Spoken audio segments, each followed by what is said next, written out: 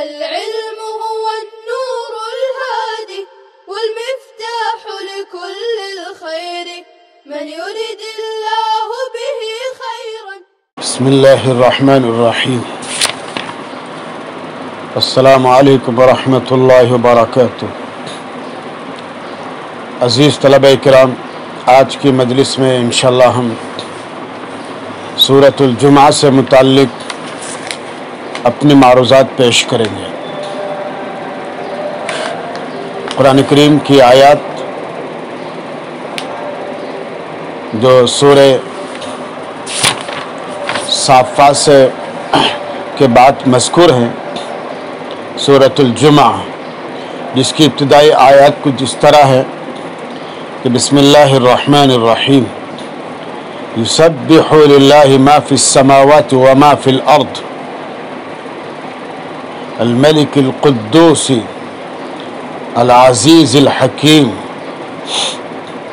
هو الذي بعث في الأميين رسولا منهم يتلو عليهم آياته ويزكيهم ويعلمهم الكتاب والحكمة وإن كانوا من قبل لفي ضلال مبين.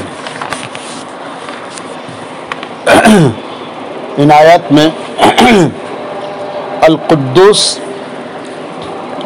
یہ مبالغے کا صیغہ ہے، بہت پاک، برکت والا، بروزن فعول. عربی زبان میں اس وزن پر صرف 4 الفاظ آئے ہیں. ان فعول فا کے ضمے کے ساتھ عربی زبان میں اس وزن پر صرف 4 الفاظ ہیں: قدوس، سبوح، ذروح اور فروخ. ان کو بھی بفتح الفا پڑھنا جائز ہے. باقی اس وزن پر جتنے بھی الفاظ آئے ہیں سب فتح فا کے ساتھ آئے ہیں. اور امیین ای الا امیین،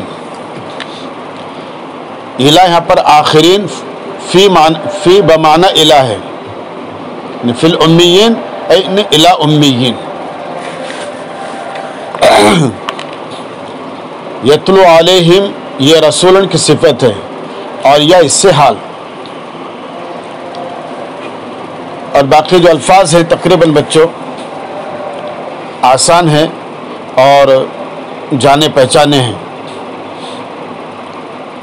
لما یلحق بہم یہ آخرین کی صفت ہے، اور دوسری وجہ کہ آخرین یعلمہم کی ضمیر پر عطف ہونے کی وجہ سے منصوب ہے، یعنی یعلمہم الآخرین لم یلحقوا بہم، یہ عبارت ہوگی.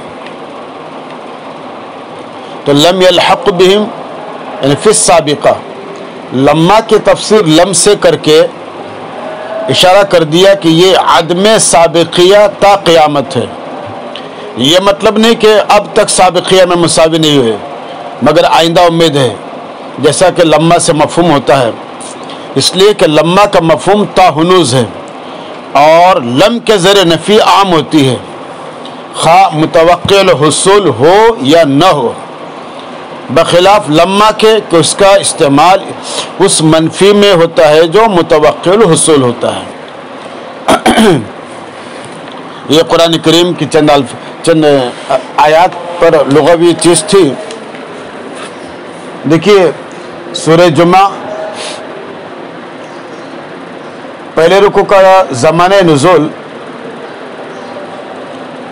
سن 7 ہجری ہے، اور غالباً یہ رکوع فتح خیبر کے موقع پر یا اس کے قریبی زمانے میں نازل ہوا ہے. بخاری، مسلم، ترمذی، نسائی اور ابن جریر نے حضرت ابو ہریرہ کی یہ روایت نقل کی ہے کہ ہم حضور کی خدمت میں بیٹھے ہوئے تھے جب یہ آیات نازل ہوئی، اور حضرت ابو ہریرہ رضی اللہ تعالی عنہ کے متعلق یہ بات تاریخ سے ثابت ہے کہ صلح حدیبیہ سن 6 ہجری کے بعد اور فتح خیبر سے پہلے ایمان لے آئے تھے.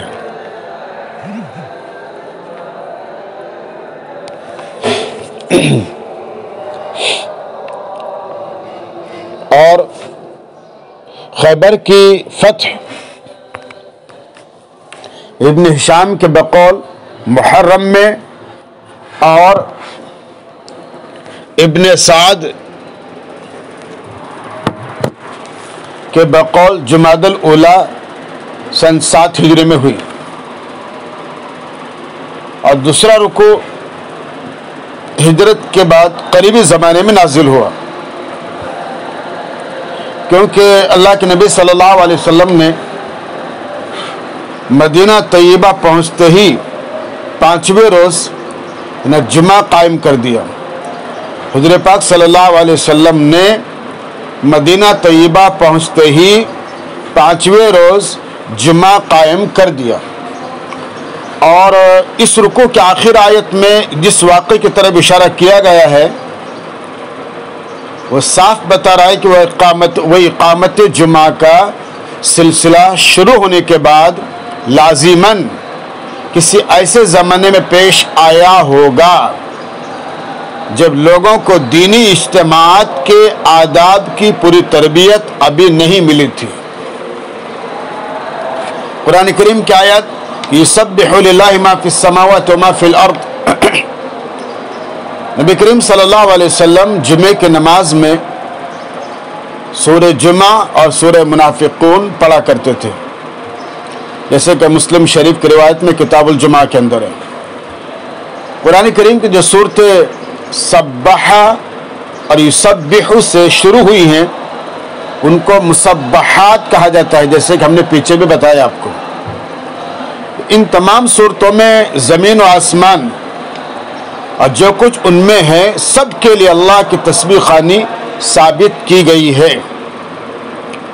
اگر اس تسبیح سے مراد تسبیح حالی ہے یعنی بزبان حال، تو ہر شخص سمجھ سکتا ہے کہ اللہ تعالیٰ کی مخلوق کا ذرہ ذرہ اپنے صانع حکیم کی حکمت و قدرت پر گواہی دیتا ہے، یہی اس کی تسبیح ہے۔ اور صحیح بات یہ ہے کہ ہر چیز اپنے اپنے شعور اور طرز کے مطابق حقیقی تسبیح کرتی ہے، اس لیے کہ شعور اور ادراک اللہ تعالیٰ نے ہر شجر و حجر بلکہ ہر شے میں رکھا ہے۔ اس عقل و شعور کے لازمی نتیجہ اور لازمی تقاضا تسبیح ہے، مگر ان چیزوں کی تسبیح کو لوگ سنتے نہیں، اس لیے قرآن کریم میں فرمایا وَلَكِنْ لَا تَفْقَهُونَ تَسْبِيحَهُمْ۔ اور بچوں آپ جانتے ہیں کہ کائنات کا ذرہ ذرہ، شجر حجر بحر و بر، غرض کہ ہر چیز اللہ کی حمد و ثنا بیان کرتی ہے، تسبیح خواہ ہے، بس حضرت انسان ہی ہے جو اللہ کی یاد سے غافل ہے۔ قرآن کریم کی آیت هو الذی بعث فی الامیین الی آخری، امیین یہ امیون کی جمع ہے، ناخواندہ شخص۔ عرب کے لوگ اس لقب سے معروف ہیں، اس لیے کہ وہ لکھے پڑھے نہیں تھے، کیونکہ ان میں نوشت اور خواندگی کا رواج نہیں تھا، اور بہت کم لوگ لکھے پڑھے ہوتے تھے۔ اور ایک جو رسول بھیجا گیا ہے وہ بھی انہی میں سے ہے، یعنی امی ہے، اس لیے یہ معاملہ بڑا حیرت انگیز ہے کہ قوم ساری امی اور جو رسول بھیجا گیا وہ بھی امی، اور جو فرائض اس رسول کے سپرد کیے گئے ہیں جن کا اگلی آیت میں تذکر آ رہا ہے وہ سب علمی، تعلیمی اور اصلاحی ایسے ہیں کہ نہ کوئی امی ان کو سکھا سکتا ہے اور نہ امی قوم ان کو سیکھنے کے قابل ہے۔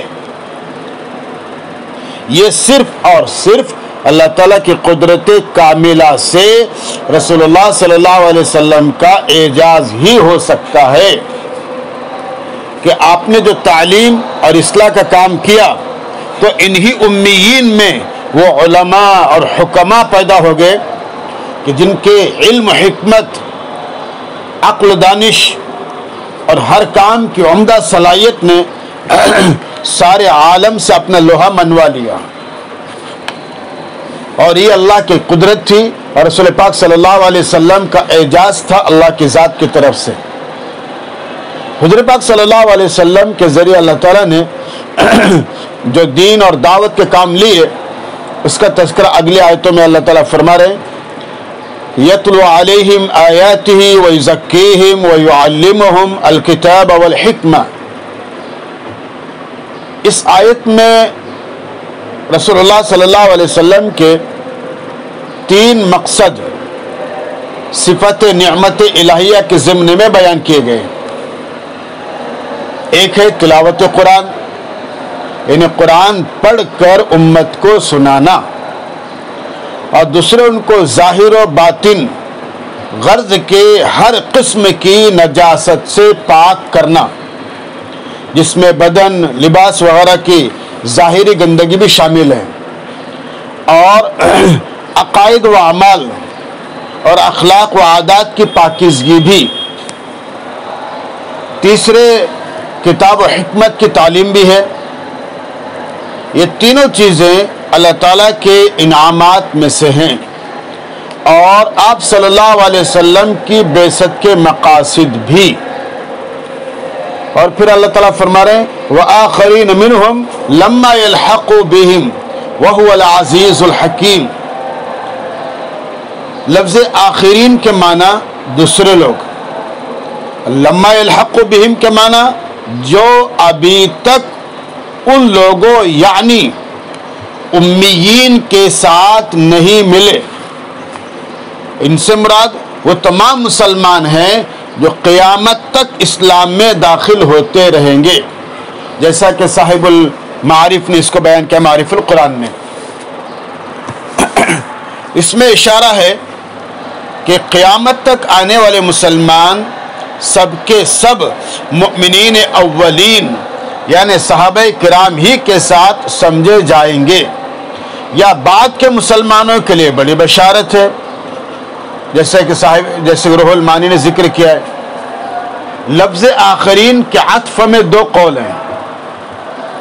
بعض حضرات نے اس کا امیین پر عطف قرار دیا ہے، جس کا حاصل یہ ہوتا ہے کہ بھیجا اللہ نے اپنا رسول امیین میں اور ان لوگوں میں جو ابھی ان سے نہیں ملے۔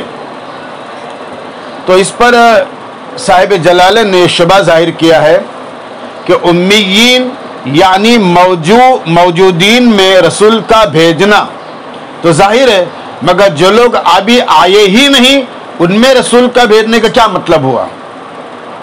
تو اس کا جواب حضرت تھانوی رحمۃ اللہ علیہ دیتے ہیں کہ ان میں بھیجنے سے مراد ان کے لیے بھیجنا ہے، کیونکہ لفظ فی عربی زبان میں کے لیے کے معنی میں بھی آتا ہے۔ یہ حضرت تھانوی رحمۃ اللہ علیہ کا جواب، اور حضرت تھانوی رحمۃ اللہ علیہ کے جو جوابات ہوتے ہیں بڑے پر اثر ہوتے ہیں اور معنی خیز ہوتے ہیں۔ اچھا، بعض حضرات نے فرمایا کہ آخرین کا عطف یعلمہم کی ضمیر منصوب پر ہے، جس کا مطلب یہ ہوا کہ آپ صلی اللہ علیہ وسلم تعلیم دیتے ہیں امیین کو اور ان لوگوں کو بھی جو ابھی ان کے ساتھ نہیں ملے، جسے کہ علامہ مظہری نے اور معارف القرآن اس کو اختیار کیا ہے۔ تو بہرحال جو بھی معنی مراد لیے جائے احادیث اور آیات کی روشنی میں ان میں کوئی تضاد نہیں ہے۔ قرآن کریم کی آیت ہے آگے کہ مثل الذین حملوا التوراۃ مثل الذین حملوا التوراۃ ثم لم يحملوها كمثل حمار يحمل اسفارا۔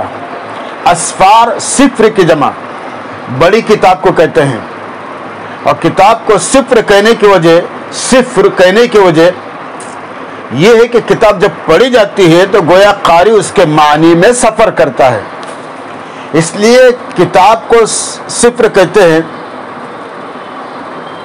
اس آیت میں بے عمل یہودیوں کی مثال دی گئی ہے، اور عمل نہ کرنے کا مطلب یہ ہے کہ تورات میں صاف صاف آپ صلی اللہ علیہ وسلم کی آمد کی بشارت دی گئی تھی، آپ صلی اللہ علیہ وسلم کی ایسی علامات بیان کی گئی تھی جو صرف آپ ہی پر چسپاں ہوتی تھی، جس کا تقاضا یہ تھا کہ لوگ سب سے پہلے آپ پر ایمان لاتے، مگر حسد اور دشمنی کی وجہ سے یہ لوگ ایمان نہیں لائے۔ یہود کی اس بے عملی کی مثال دی گئی ہے۔ جس طرح گدھے کو معلوم نہیں ہوتا کہ اس کی کمر پر جو کتابیں رکھی ہوئی ہیں ان میں کیا لکھا ہوا ہے، اس کو تو یہ بھی معلوم نہیں ہوتا کہ اس پر کتابیں لدی ہوئی ہیں یا آپ کے کچرا وغیرہ کوڑا کرکٹ لدا ہوا ہے۔ اللہ تعالیٰ نے یہود کو تورات کا حامل بنایا تھا، مگر یہود نے اس کی ذمہ داری نہ سمجھی اور نہ اس کی ذمہ داری ادا کی۔ تو ان کی مثال اس گدھے جیسی ہے جس کی پیٹھ پر کتابیں لدی ہوں اور اسے کچھ معلوم نہ ہو کہ وہ کس چیز کا بار اٹھائے ہوئے ہیں۔ بلکہ یہود کی حالت گدھے سے بھی بدتر ہے، اس لیے کہ وہ تو سمجھ بوجھ نہیں رکھتا تھا، مگر یہود تو سمجھ بوجھ رکھتے ہیں اور پھر بھی کتاب اللہ کے حامل ہونے کی ذمہ داری سے فرار اختیار کرتے ہیں، بلکہ دانستہ اللہ کی آیات کو جھٹلاتے ہیں۔ اس لیے اللہ تعالیٰ نے یہاں پر یہ بات فرمائی۔ اچھا، یہود اپنے کفر، شرک اور ساری بد اخلاقیوں کے باوجود یہ دعویٰ کرتے تھے کہ نحن ابناء اللہ واحباؤہ، یعنی ہم تو اللہ کی اولاد اور اس کے محبوب ہیں، اور اپنے سوا کسی کو جنت کا مستحق نہیں سمجھتے تھے، بلکہ یوں کہا کرتے تھے کہ لن يدخل الجنت الا من كان هودا او نصارى، یعنی گویا آخرت کے عذاب سے خود کو بالکل محفوظ اور مامون سمجھتے تھے اور جنت کی نعمتوں کو اپنی جاگیر سمجھتے تھے۔ جب یہود اپنے آپ کو خدا کا محبوب اور چہیتے سمجھتے ہیں، اگر آخرت کی تمام نعمتوں کو اپنی جاگیر سمجھتے ہیں، اور یہ بھی ان کا ایمان ہے کہ آخرت کی نعمتیں دنیا کی نعمتوں سے ہزارہا درجہ اعلیٰ اور بہتر ہیں، تو اس کا مقتضا یہ ہے کہ ان کے دل میں موت کی تمنا پیدا ہو تاکہ جلدی وہ نعمتیں حاصل ہوں، تاکہ دنیا کے مقدر اور رنج و غم سے بھری ہوئی زندگی سے ان کو چھٹکارا ملے اور جنت کی ابدی راحت وہ حاصل ہو۔ اس لیے ان سے کہا جا رہا ہے کہ پھر موت کی تمنا کرو، اگر تم واقعتاً اللہ کے چہیتے ہو تو جاؤ اپنے چہیتے کے پاس، لیکن یقیناً وہ اللہ کے چہیتے نہیں ہیں۔ اللہ کے چہیتے ہیں وہ جو اللہ کے توحید پر قائم ہیں اور توحید کی دعوت دیتے ہیں اور دیتے آئے ہیں۔ انبیاء کرام، صالحین، ابرار، اتقیاء، یہ اللہ کے چہیتے نہیں ہیں۔ اس لیے ان سے کہا جا رہا ہے فتمنوا الموت، کہ تم موت کی تمنا کرو، لیکن چونکہ موت کی تمنا سے ڈرتے ہیں اس لیے کبھی نہیں کریں گے۔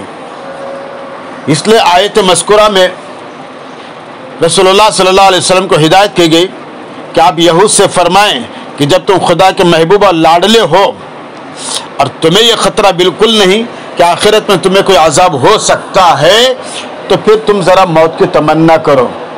وَلَا يَتَمَنَّوْنَهُ أَبَدًا بِمَا قَدَّمَتْ أَيْدِيهِمْ، قرآن کریم نے فرمایا کہ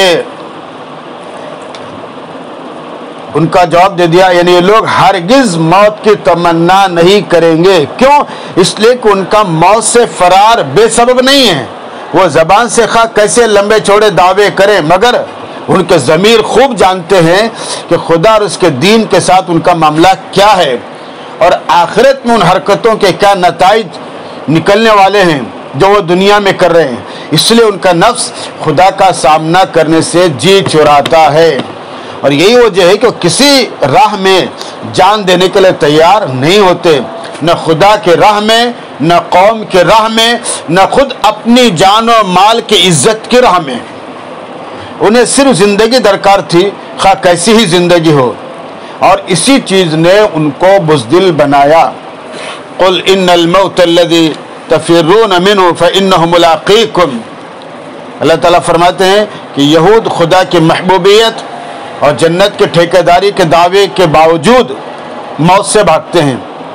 آپ ان سے فرما دیجئے کہ جس موت سے تم بھاگتے ہو وہ آ کر رہیں گی، اب نہیں تو کل، وہ بہرحال تمہیں آنے ہی والی، ملنے ہی والی ہے۔ اس کے بعد قرآن کریم کی آیات ہیں یا الذین آمنوا اذا نودی للصلاة من یوم الجمعہ فاسعوا الی ذکر اللہ وذروا البیع. من یوم الجمعہ یہ فی اس بات کی اس طرف اشارہ کر رہا ہے کہ من یوم الجمعہ میں من بمعنی فی ہے، اور دوسری وجہ یہ کہ من بیانیہ اور اذا نودیہ کا بیان ہو. یوم الجمعہ میں دو قرأتیں ہیں، اول دونوں یعنی جیم اور میم کے ضمے کے ساتھ یہ جمہور کی قرأت ہے جمعاتی، اور دوسری قرأت جمعہ کے میم کے سکون کے ساتھ یہ قرأت شاذ ہے، اور ایک قرأت میم کے فتح کے ساتھ بھی مگر یہ بھی شاذ ہے. فسعوا ای فمدو، فسعوا کی تفسیر فمدو سے کی، مراد یہ اشارہ کر کے بتایا کہ یہاں سعی کے معروف معنی دوڑنا مراد نہیں ہے، اس لیے کہ نماز کے لیے دوڑنا ممنوع ہے، بلکہ مراد متوجہ ہونا ہے اور پیادہ چلنا ہے. ورنہ عام طور پر تو آپ کے لوگ اس کے یہی معنی کرتے کہ دوڑنا مراد نہیں بلکہ اہتمام کے ساتھ چلنا مراد ہے. جیسے انسان دوڑنے میں کسی چیز کا اہتمام سمجھ کے دوڑتا ہے، ایسے تم نماز جمعہ کے لیے پورے اہتمام کے ساتھ تیز قدم چلنا. اس کے بعد پھر آپ کے قرآن کریم کی آیات ہیں. یہاں پر ایک سوال صاحب جلالین نے کیا ہے کہ دو سوال ہے. ایک سوال یہ ہے کہ ما قبل میں دو چیزوں کا تذکرہ ہے، تجارت اور لہو. تو مناسب یہ تھا کہ لہا کے بجائے لہما فرماتے، لہا کے بجائے لہما فرماتے. تو اس کا جواب یہ ہے، خلاصہ ہے کہ سابق میں اگر دو چیزیں ہیں مگر مطلوب ان میں سے صرف ایک یعنی تجارت ہے، لہو مراد نہیں ہے، مطلوب نہیں، اسی وجہ سے لہا کے ضمیر کو مفرد لایا گیا. اس سوال کا دوسرا جواب یہ بھی دیا جا سکتا ہے کہ او کے ذریعے عطف کیا گیا ہے، لہذا مراد تو ایک ہی ہے، خواہ تجارت ہو یا لہو، ضمیر مؤنث لا کر متعین کر دیا گیا کہ تجارت مراد ہے. وَتَرَكُوا کا قائماً یہ جملہ انفضوا کا فاعل ہے، اور قائماً سے اشارہ کر دیا کہ خطبہ کھڑے ہو کر ہونا چاہیے نہ کر بیٹھ کے. اور اس کے بعد دوسرا سوال بچی ہے کہ واللہ خیر الرازقین میں خیر اس میں تفضیل کا صیغہ ہے جو تعدد کا تقاضا رکھتا ہے، اس لیے کہ اس میں تفضیل کا استعمال کم از کم دو کے درمیان ہوتا ہے تاکہ مفضل اور مفضل علیہ کا ثبوت ہو جائے. اور یہاں رازق ایک ہی ہے اور واللہ ہے، تو اس میں تفضیل کا استعمال کیوں کر ہوا؟ تو اب یہاں پر صاحب کتاب اور صاحب تفسیر علامہ جلالین رحمۃ اللہ علیہ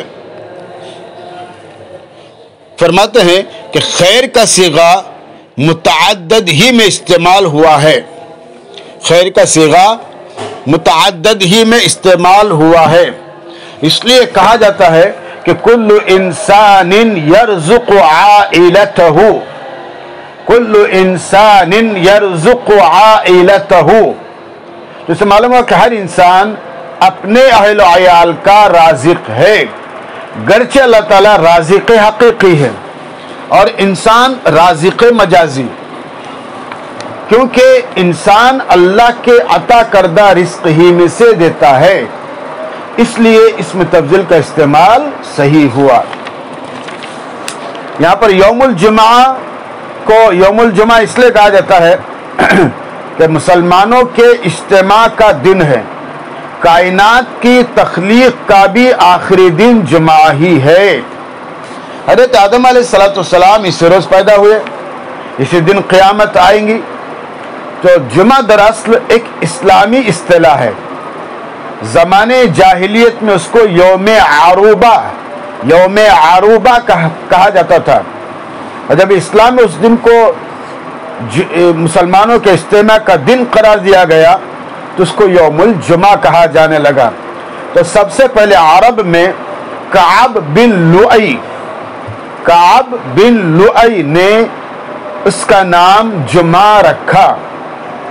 قریش اس روز جمع ہوتے اور کعب بن لؤی خطبہ دیتے.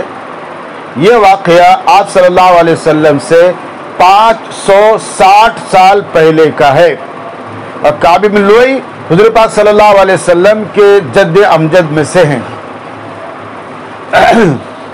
اسلام سے پہلے ہفتے میں ایک دن عبادت کے لیے مخصوص کرنے اور اس کو شعار ملت قرار دینے کا طریقہ اہل کتاب میں موجود تھا۔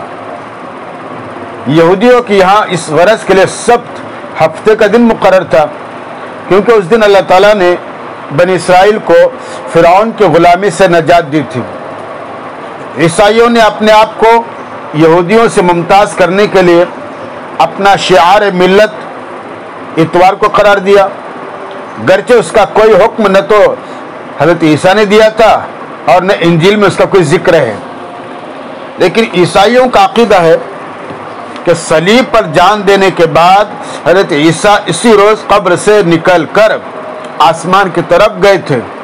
اسی وجہ سے بعد کے عیسائیوں نے اس دن کو اپنی عبادت کے لیے مقرر کر لیا، اور پھر 321 عیسوی میں، جیسے کہ مختلف شرح نے لکھا ہے، 321 عیسوی میں رومی سلطنت نے ایک حکم نامے کے ذریعے اس کو عام تعطیل کا دن بھی قرار دیا۔ اسلام نے امتیاز کے لیے ان ملتوں کے شعار کو چھوڑ کر جمعے کو شعار ملت قرار دیا۔ اور پھر قرآن کریم کی آخری آیت ہے نودیہ للصلاۃ میں نودیہ سے جمعے کی اذان مراد ہے، اور ذر البیع بیع کو ترک کرنے کا مطلب ہر وہ کام ترک کرنا ہے جو سعی الی الجمعہ میں مخل ہو، جو سعی الی الجمعہ میں مخل ہو۔ اس لیے اذان جمعہ کے بعد کھانا پینا، سونا، حتیٰ کہ مطالعہ وغیرہ کرنا سب ممنوع ہے۔ جمعے کی اذان شروع میں صرف ایک تھی جو خطبے کے وقت امام کے سامنے کہی جاتی تھی۔ اب صلی اللہ علیہ وسلم اور صدیق اکبر اور حضرت عمر رضی اللہ تعالیٰ عنہ کے زمانے تک ایک ہی اذان تھی۔ حضرت عثمان رضی اللہ تعالیٰ عنہ کے زمانے میں جب مسلمانوں کی تعداد زیادہ ہو گئی اور مدینہ طیبہ کی آبادی دور دور تک پھیل گئی، تو حضرت عثمان رضی اللہ تعالیٰ نے ایک اور اذان مسجد سے باہر اپنے مکان زورا پر شروع کرا دی، جس کی آواز پورے مدینہ میں پہنچنے لگی۔ اور پھر صحابہ کرام میں سے کسی نے اس پر اعتراض بھی نہیں کیا، لہٰذا یہ اذان اجماع صحابہ سے ثابت ہو گئی، جو ایک مستقل حجت ہے۔ بیع و شراء یا دیگر کاروبار میں مشغولیت جو خطیب کے روبرو اذان کے بعد حرام قرار دی گئی تھی، اب وہ پہلی اذان سے شروع ہو گیا ہے۔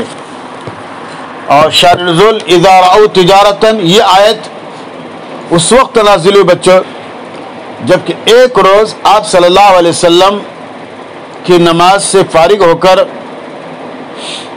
جمعے کا خطبہ دے رہے تھے کہ اچانک ایک تجارتی قافلہ ضروریات زندگی کا سامان لے کر شام سے آ گیا۔